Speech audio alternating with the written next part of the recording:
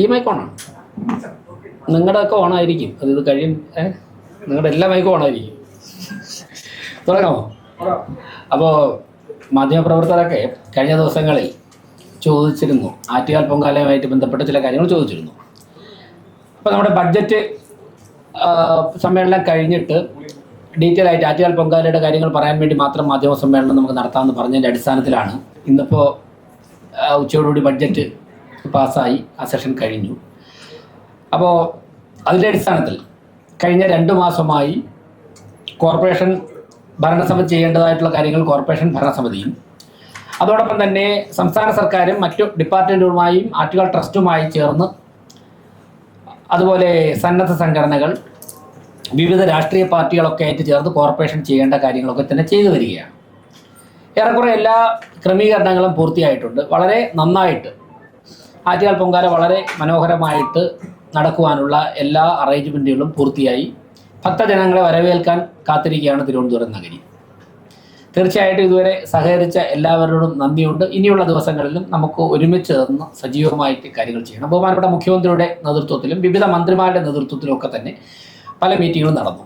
കോർപ്പറേഷൻ്റെ ഫൈനൽ ഉദ്യോഗസ്ഥ തലത്തിലുള്ള ഇൻ്റർ ഡിപ്പാർട്ട്മെൻറ്റ് യോഗം നാളെ വിളിച്ചിട്ടുണ്ട്. അതിൽ വച്ചിട്ട് ഇനി ഏതെങ്കിലും കാര്യങ്ങൾ നമ്മുടെ ശ്രദ്ധ ചെലുത്തേണ്ടതുണ്ടെങ്കിൽ ആ മേഖലയിലേക്ക് കൂടെ ചർച്ച ചെയ്യാൻ വേണ്ടി നാളെ ഉച്ചയ്ക്ക് 12 മണിക്ക് അത്തരത്തിലുള്ള യോഗം വിളിച്ചിട്ടുണ്ട്. എല്ലാ ഡിപ്പാർട്ട്മെൻറ്റുകളും കോർപ്പറേഷൻ ഉദ്യോഗസ്ഥരുടെ യോഗം മേയറുടെ ചേംബറിൽ വിളിച്ചിട്ടുണ്ട്. അപ്പോൾ അതിൻ്റെ അടിസ്ഥാനത്തിൽ ഇപ്പോൾ ഈ യോഗത്തിലേക്ക് വരാൻ 5 മിനിറ്റ് വൈകിയത് തന്നെ വാട്ടർ അതോറിറ്റി സൂപ്രണ്ടിങ് എഞ്ചിനീയർ ഉൾപ്പെടെ ഞങ്ങൾ ഒരു മീറ്റിംഗ് ചേരുകയായിരുന്നു. ഏതൊക്കെ പ്രദേശത്താണ് ഇപ്പോൾ കുടിവെള്ള ക്ഷാമം ചില സ്ഥലങ്ങളിൽ ഉണ്ടായിരുന്നത് വാട്ടർ അതോറിറ്റി ഇടപെട്ട് ഏറെക്കുറെ പരിഹരിച്ചു തുടങ്ങിയിട്ടുണ്ട്. എങ്കിലും ചില പ്രദേശങ്ങളിൽ വെള്ളത്തിന് ബുദ്ധിമുട്ടുണ്ടെന്ന് ഇന്നും കൗൺസിലർമാരൊക്കെ അറിയിച്ചതനുസരിച്ച് ആ പ്രദേശങ്ങളൊക്കെ ചൂണ്ടിക്കാട്ടി അതിനെക്കുറിച്ച് ചർച്ച ചെയ്തിട്ടുണ്ട്. ഇപ്പോൾ വെൻഡിങ് പോയിന്റുകളുടെ എണ്ണം കൂട്ടി. കഴിഞ്ഞ ദിവസം ഞാൻ പറഞ്ഞു, മുമ്പ് PTP മാത്രമായിരുന്നെങ്കിൽ ഇപ്പോൾ ഐരാണിമുട്ടവും വെള്ളയമ്പലവും കൂടി വെൻഡിങ് പോയിൻ്റായിട്ട് വെള്ളം കൊടുക്കുവാനുള്ള കേന്ദ്രങ്ങളാക്കി തുറന്നിട്ടുണ്ട്, ഈ ക്രൈസിസ് ഒന്ന് തരണം ചെയ്യാൻ വേണ്ടി. അതിനുശേഷം ഇന്നിപ്പോൾ ഞങ്ങൾ നടത്തിയ ചർച്ചയിൽ പേരൂർക്കട വളരെ മുൻപ് ഒരു വെൻഡിങ് പോയിൻ്റ് ഉണ്ടായിരുന്നു. അത് വരാൻ പോകുന്ന ദിവസങ്ങളിൽ ഈ കുടിവെള്ള ബുദ്ധിമുട്ടുള്ള സമയങ്ങളിൽ അത് അവിടെ കൂടി ഓപ്പൺ ചെയ്യാൻ സാധിക്കുമോ എന്നുള്ള സാധ്യത SC സൂപ്രണ്ടിങ് എഞ്ചിനീയർ പരിശോധിക്കാമെന്ന് പറഞ്ഞിട്ടുണ്ട്. അതോടൊപ്പം തന്നെ കഴിഞ്ഞ ദിവസം മാധ്യമപ്രവർത്തകരോട് പറഞ്ഞിരുന്നു, ഇത്തരത്തിൽ വാട്ടർ അതോറിറ്റി ഇടപെട്ട് പ്രശ്നങ്ങൾ പരിഹരിക്കുന്ന സമയത്ത് തന്നെ, ഞങ്ങളുടെ ഉൾപ്പെടെ ഇടപെടലിൻ്റെ ഭാഗമായി പരിഹരിക്കുന്ന സമയത്ത് തന്നെ ഒരു ഓൾട്ടർനേറ്റീവ് എന്നുള്ള നിലയ്ക്ക് ഏതെങ്കിലും സാഹചര്യത്തിൽ വീണ്ടും ബുദ്ധിമുട്ടുണ്ടായാൽ അത് തരണം ചെയ്യാൻ വേണ്ടി ഇപ്പോൾ ഓടിക്കൊണ്ടിരിക്കുന്ന 107 ടാങ്കറുകൾക്ക് പുറമെ 60 ടാങ്കറുകൾ കൂടി കോർപ്പറേഷൻ വാടകയ്ക്ക് എടുക്കാൻ തീരുമാനിച്ചിട്ടുണ്ട്. അതിൻ്റെ എല്ലാ നടപടിക്രമങ്ങളും പൂർത്തിയായി. നാളെ രാവിലെ 11 മണിക്ക് ഈ 60 ടാങ്കറുകളും ഒരു സ്ഥലത്ത് പുത്തരിക്കണ്ടം മൈതാനത്ത് വരാൻ പറഞ്ഞിട്ടുണ്ട്. ഈ വാഹനങ്ങളെല്ലാം അവിടെ വരും. അവിടെ വച്ച് ഈ വാഹനങ്ങൾക്കൊക്കെ തന്നെ നമ്പർ ചെയ്ത് ഓരോ വാർഡിനും ഓരോ വാഹനം കൊടുക്കും. ഇപ്പോൾ ഈ കുടിവെള്ള ബുദ്ധിമുട്ട് പറയുന്ന ഒരു വാർഡിന് വെള്ളം നിറച്ച് ഒരു ടാങ്കർ കൊടുക്കും. അവിടുത്തെ കൗൺസിലറുടെയും അവിടുത്തെ HIയുടെയും ഹെൽത്ത് ഇൻസ്പെക്ടറുടെയും നിയന്ത്രണത്തിലായിരിക്കും ആ വാർഡിൽ ആ വാഹനം ഓടുന്നത്. കുടിവെള്ള ബുദ്ധിമുട്ടുള്ള മുഴുവൻ സമയത്തേക്കും ആ വാഹനം ആ വാർഡിലെ ജനങ്ങൾക്ക് പ്രയോജനപ്പെടുത്താം.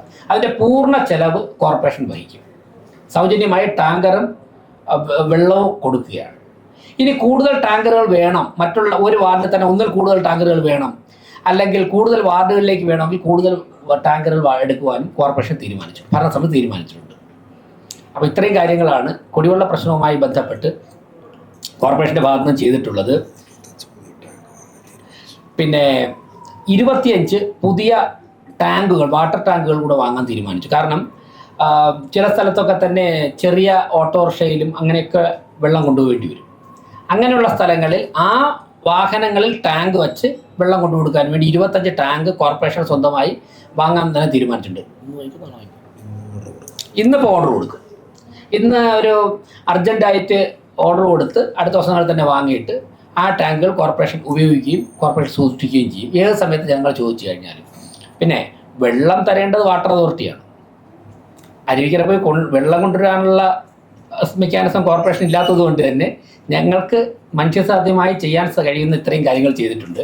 പിന്നെ ഓൺലൈൻ ചാനലിൽ 1-2 പേര് നിരന്തരം കോർപ്പറേഷൻ വെള്ളം കൂടി മുട്ടിച്ചു എന്നൊക്കെയുള്ള വാർത്ത കൊടുക്കുന്നുണ്ട്. അവരുടേതായ മാധ്യമ സ്വാതന്ത്ര്യത്തിലിടപെടില്ല. പക്ഷേ വസ്തുത എന്താണെന്ന് മനസ്സിലാക്കിയിട്ട് വാർത്ത കൊടുത്തു കഴിഞ്ഞാൽ ജനങ്ങൾ പരിഭ്രാന്തിയിലാകും. ഞങ്ങൾ എന്തായാലും എന്ത് വാർത്ത കൊടുത്താലും പരിഭ്രാന്തിയിലാവില്ല. ജനങ്ങൾ പരിഭ്രാന്തിയിലാവുന്നത് ഒഴിവാക്കാൻ സാധിക്കും. എന്തായാലും വാട്ടർ അതോറിറ്റിയും ശ്രമിക്കുന്നുണ്ട് പരിഹരിക്കാൻ വേണ്ടി. ഇത്രയാണ് കുടിവെള്ള പ്രശ്നമായിട്ട് ബന്ധപ്പെട്ട് ചെയ്തിട്ടുള്ളത്. മറ്റെന്തെങ്കിലും കാര്യങ്ങൾ ശ്രദ്ധയിൽപ്പെടുത്തി കഴിഞ്ഞാൽ 24 മണിക്കൂറും പ്രവർത്തിക്കുന്ന ക്രൈസിസ് മാനേജ്മെൻറ്റ് ടീം കോർപ്പറേഷനുണ്ട്.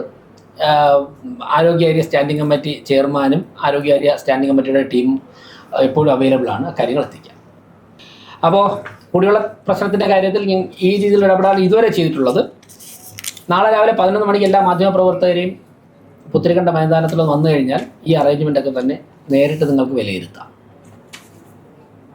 മറ്റൊന്ന്, ആറ്റുകാൽ പൊങ്കാലയുമായി ബന്ധപ്പെട്ട് ഗവൺമെൻറ്റിനോട് പറയാനുള്ളൊരു കാര്യം, സാധാരണ പൊങ്കാലയുടെ തലേ ദിവസം ഉച്ചയ്ക്ക് ശേഷം അവധി കൊടുക്കാറുണ്ട് നഗരത്തിന്. ഇത്തവണ ഇതുവരെ അത് അനൗൺസ് ചെയ്തതായിട്ട് കണ്ടിട്ടില്ല. അപ്പോൾ അത് ഗവൺമെൻറ് ഇടപെട്ട് ചെയ്യണമെന്നുള്ളൊരു ആവശ്യം കോർപ്പറേഷനുണ്ട്. അത് ആവശ്യപ്പെട്ടുകൊണ്ട് ഗവൺമെൻറ്റിലേക്ക് കത്തെഴുതും. അതാണ് ചോദിക്കും. വേറെന്തെങ്കിലും പൊങ്കാലയുമായിട്ട് ബന്ധപ്പെട്ട് തയ്യാറെടുപ്പുകൾ?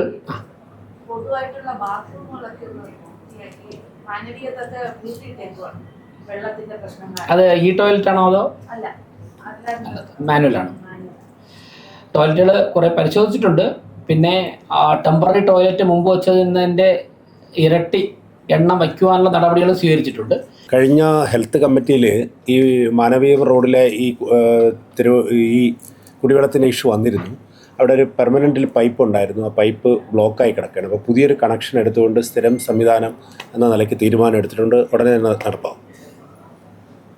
പൊങ്കാല സമയത്ത് കൂടുതൽ ടെമ്പററി ടോയ്ലറ്റ് കൊണ്ടുവരാനുള്ള സംവിധാനം ചെയ്തിട്ടുണ്ട്. പിന്നെ ഇന്നലത്തെ ബഡ്ജറ്റിൽ 200 ശുചിമുറികൾ തിരുവനന്തപുരം നഗരത്തിൽ 200 ശുചിമുറികൾ അനൗൺസ് ചെയ്തിട്ടുണ്ട്. ഇപ്പോൾ നമുക്ക് 31 എണ്ണമാണ് ഞങ്ങളുടെ കണക്കിൽ ഇപ്പോൾ ഉള്ളത്. അതിൽ പലതും ഉപയോഗിക്കാൻ പറ്റുന്നില്ല. അപ്പോൾ അതിൽ എല്ലാം കൂടുതൽ ക്രമീകരിക്കുന്നതോടൊപ്പം തന്നെ 200 ശുചിമുറികൾ അനൗൺസ് ചെയ്തിട്ടുണ്ട്. അതോടെ വരുമ്പോഴേക്കും ഈ പ്രശ്നം ഏറെക്കുറെ പരിഹരിക്കാൻ നമുക്ക് സാധിക്കും. മറ്റൊന്ന്, ഈ ഹരിത പ്രോട്ടോകോൾ പാലിക്കണം, അങ്ങനെയുള്ള കാര്യങ്ങൾ. അതോടൊപ്പം തന്നെ സന്നദ്ധ സംഘടനകളുടെ മീറ്റിംഗ്, ഇങ്ങനെയുള്ള കാര്യങ്ങളൊക്കെ തന്നെ വളരെ സജീവമായിട്ട് പല ഘട്ടങ്ങളിലായിട്ട് നടന്നു കഴിഞ്ഞു. ഇനി മാധ്യമപ്രവർത്തകർ നിരന്തരം പത്രസമ്മേളനത്തിൽ ചോദിച്ചൊരു ചോദ്യമുണ്ട്, ചുടുകല്ല് എന്ത് ചെയ്യുന്നു? അപ്പോൾ ചുടുകല്ല് കഴിഞ്ഞ കാലഘട്ടങ്ങളിൽ, കഴിഞ്ഞ വർഷങ്ങളിൽ, മുൻ വർഷങ്ങളിൽ ചെയ്തിരുന്ന അതേപോലെ തന്നെ ചെയ്യുവാനാണ് തീരുമാനിച്ചിട്ടുള്ളത്. അതിനുള്ള എല്ലാ ക്രമീകരണങ്ങളും ചെയ്തിട്ടുണ്ട്. ചുടുകല്ല് ശേഖരിച്ച് വീട് നിർമ്മാണം നടത്തിക്കൊണ്ടിരിക്കുന്നവർക്ക് ആവശ്യപ്പെട്ട് പലരുടെയും കത്ത് ലഭിച്ചിട്ടുണ്ട്. അവർക്ക് നൽകും.